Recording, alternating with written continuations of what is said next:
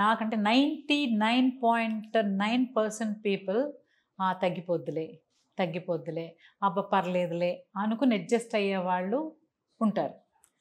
ఇంకా 1% అలా లేదు కొంచెం మరి హెల్త్ భరించలేకపోతున్నాం అంటే తప్పితే రావు.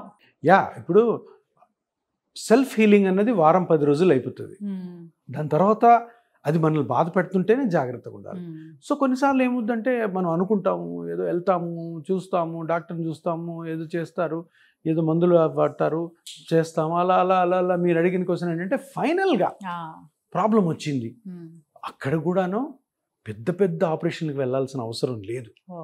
సో ఇప్పుడు మనం జనరల్గా పెయిన్ మేనేజ్మెంట్లో మాట్లాడేదంతా కూడాను joints pains, spine pain, tendons, ligaments, muscles, ఇతరత్ర సాఫ్ట్ టిష్యూస్ ఉంటాయి కదా, వీటి నుంచి వచ్చే పెయిన్లే 80%. ఏదైనా ఒక కార్పొరేట్ హాస్పిటల్కి వెళ్ళాము అంటే 100-80 మంది పేషెంట్ వీటితోనే వెళ్తారు.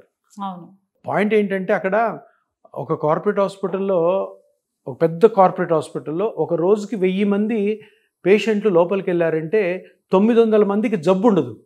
అంటే అదేంటి సార్, జబ్బు లేనివాడు హాస్పిటల్కి ఎందుకు వెళ్తున్నాడు? ఇవి జబ్బులు కాదు, నొప్పులు.